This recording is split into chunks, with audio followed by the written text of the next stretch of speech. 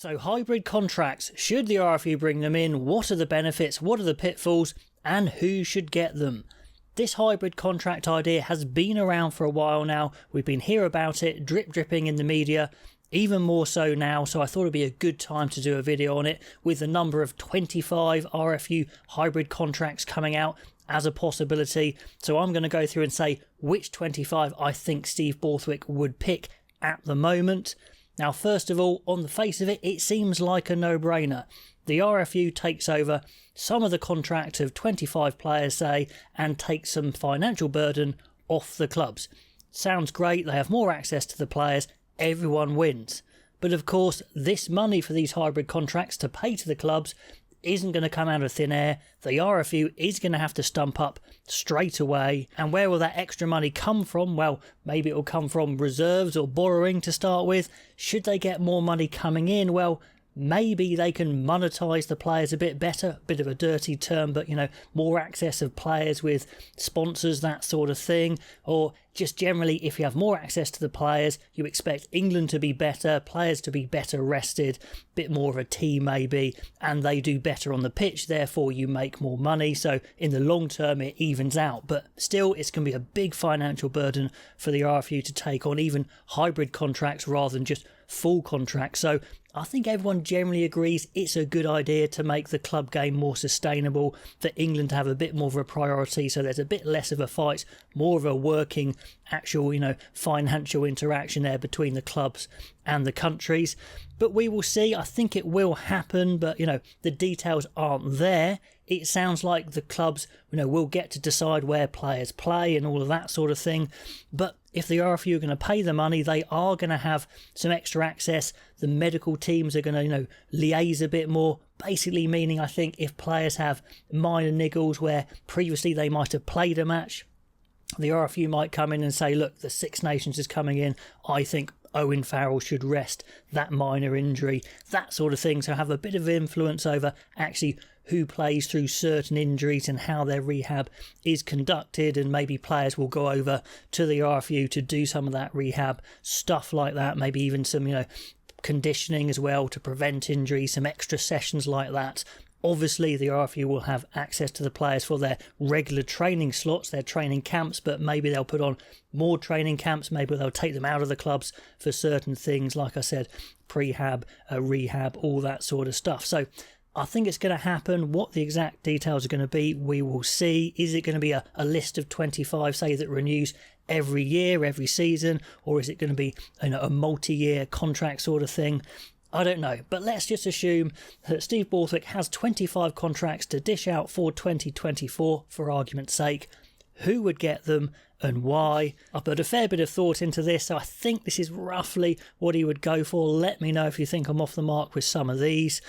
Ellis Genge, I think, is a definite to get a contract, a definite candidate as well to be the next captain. We will see there. I think Borthwick would love Big Joe Marler to have at least another year in him playing loose head for England, an absolute rock of a scrummager. Jamie George, again, no-brainer. They're going to want to get as many years out of Jamie George as possible, and I think Theo Dan, his understudy, would get that contract as well.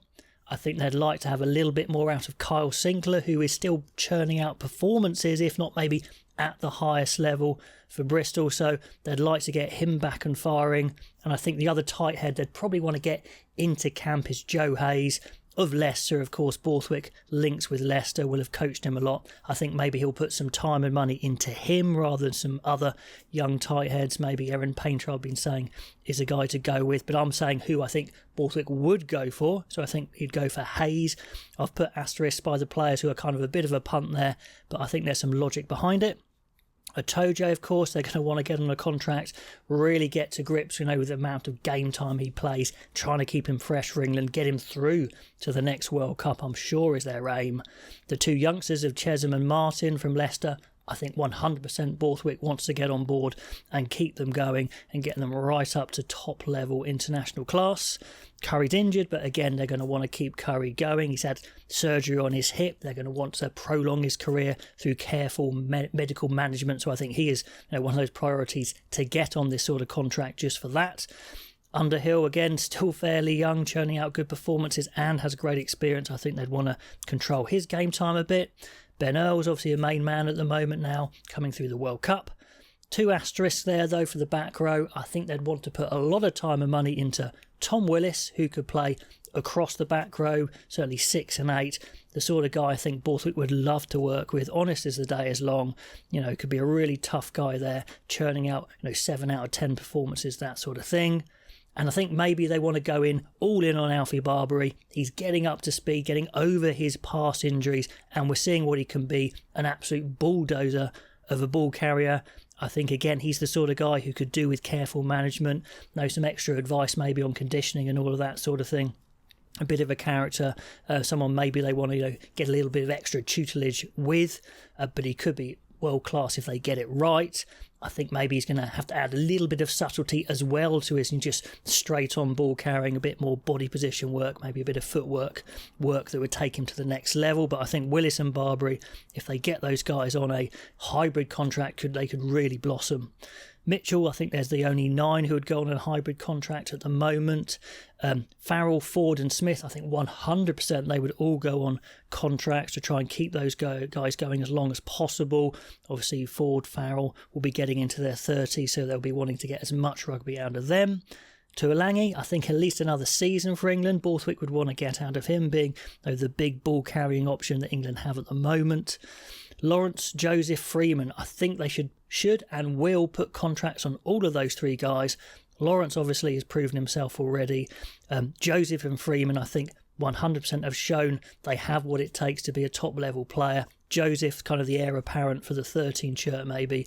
Lawrence between the 2, 12 and 13. And Freeman, I think, could be the next Elliot Daly, who again, I think would get a contract at the moment because he's been very reliable, very useful to have as that 13 back 3 long range goal kicker. I think Freeman could do something very, very similar. And then Anthony Watson, he's back fit. They're going to want to get a few more years out of him for sure, at least. And Freddie Stewart, of course, Borthwick absolutely loves. He would get a contract. So that is the 25 as I see it. Let me know if you think I've missed off someone obvious or some of those asterisk players you would have switched around. I think it's a good idea. It is going to cost the RFU, so it's not just a win-win. There is going to be some pain there, but if it makes the clubs more secure, if it makes England more successful, and players like this have longer international careers, then I think they need to jump in and go for it. Let me know what you think about hybrid contracts and what your 25 would be, and feedback on my one. Love to know what you think, as always, and I'll catch you next time.